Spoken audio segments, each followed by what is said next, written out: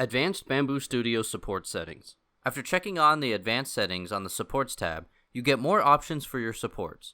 Please refer to our Basic Support Settings video before continuing on to the Advanced options. We are once again using this Bad Day Support model by Sorkin on Thingiverse.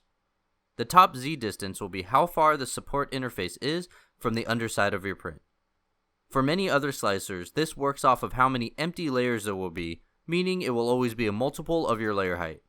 That's not true with Bambu Studio though. For Bambu Studio, when you're just using one filament, your printer will be able to tweak the support structures to allow you to set any Z-gap you would like. I generally like having a 0.2mm layer Z-gap since it allows for supports to remove fairly easily, but also leaves a clean underside. The lower this Z-gap, the harder the support structures will be to remove, but the cleaner the undersides will be. This is a trade-off and requires a bit of tinkering to find out what's best for your particular print and material you're using, but 0.2mm is a great starting point. Here is a print with a 0.2mm Z-gap.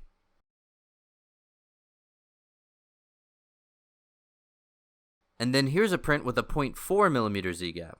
All of the settings are the same except for that Z-gap. As you can see, the 0.2mm Z-gap is much more difficult to remove, but it leaves much cleaner undersides.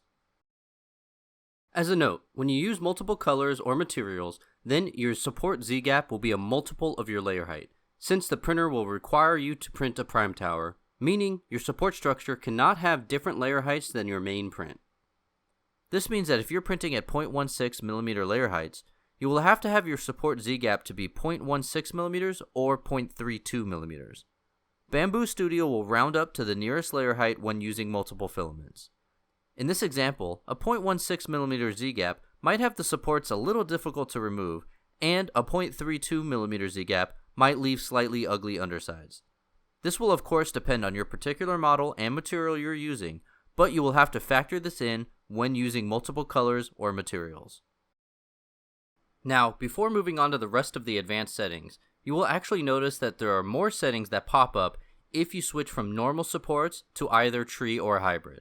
These are specific to tree branch supports, which hybrid also utilizes. The tree support branch distance is the distance between neighboring tree support nodes. This means that the lower this number is, the more tree branches that will exist. This will result in more print time and material and will allow for cleaner undersides.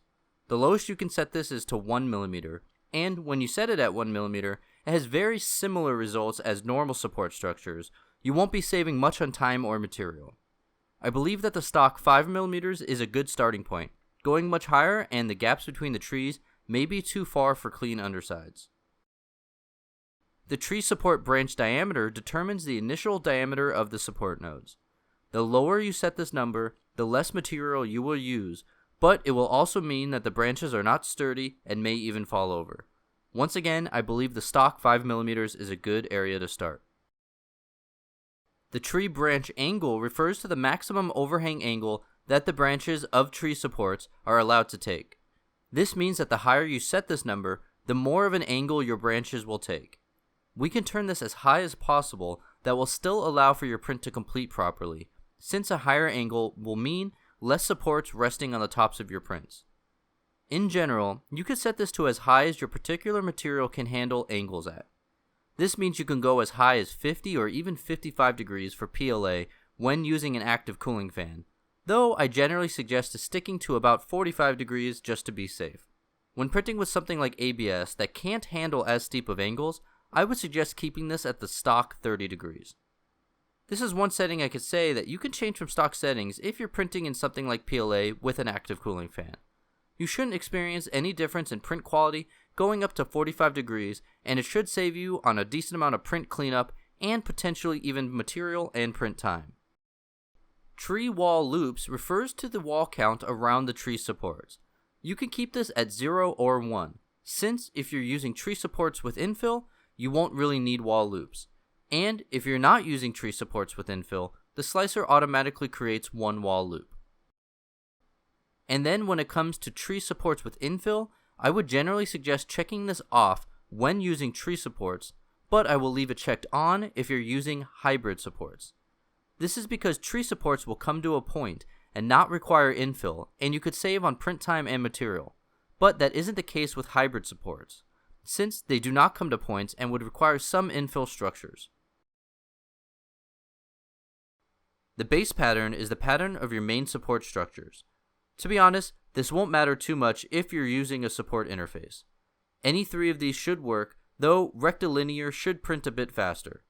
If you do not use a support interface, it may be worth playing around a bit further.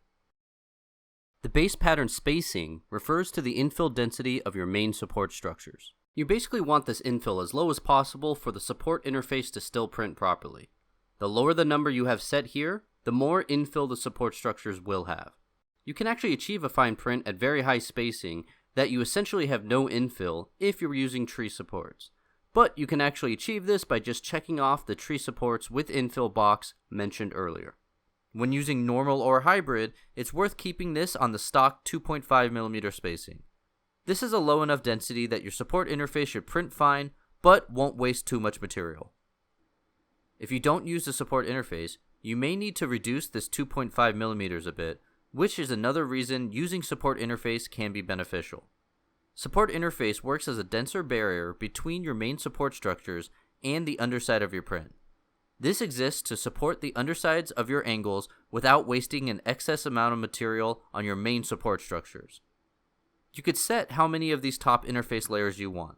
This will depend on your layer height, but I suggest going with either 2 or 3 to make sure it clears all of the gaps of your base support structures. Your interface pattern is the pattern that the interface will take. Bambu Lab will have the stock interface pattern to be rectilinear, but in general, I've found that concentric will often work best. This is because a concentric pattern will allow for the least amount of bridging no matter what direction your print lines are traveling. What is the best pattern will actually depend on which direction your actual print lines are traveling, but concentric will allow for every travel direction to be equally supported. Rectilinear should work fine though if you're ever experiencing difficulties. I will often pair a concentric interface pattern with a lower interface spacing. Similar to the base pattern spacing, this top interface spacing refers to how dense the support interface is. If you have a spacing of 0mm, that means you'll have 100% dense support interface. The stock settings are 0.5mm, which is a great starting point. You can go all the way down to 0mm, especially if you have a Z-gap larger than 0.2mm. All of this said, it's important to test your particular material and settings before going with a large print. This is because all materials, and even manufacturers of said material, can require slightly different settings for the cleanest undersides possible. The support object XY distance is similar to the Z distance, but it refers to how far the support is from your model in the XY direction. You want this far enough for easy removal, but not so far that your printer needs to do bridging. The stock 0.35mm should work for the majority of your prints. That said, if you ever happen to have a model that needs to have a bit of a gap between your supports and your main model, then you can increase this to 0.8mm or all the way up to 1.2mm, though bridging will then occur. This also shouldn't be as big of a deal when you're using tree or hybrid supports, and will be a bigger deal when you're using normal support structures, since they don't come at undersides from an angle, meaning your support structures will be closer to the sides of your print. Then when it comes to bridging, you can check off don't support bridges. If your material can bridge or cover large areas without needing support, then you could check this on to save on support material.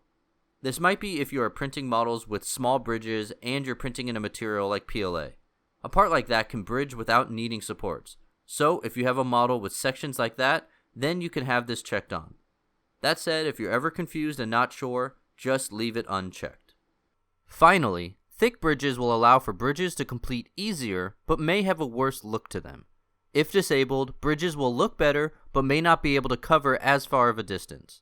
This is for fine-tuning your bridging capabilities, but once again, if you're ever confused, you can leave this unchecked and just use supports for your bridges.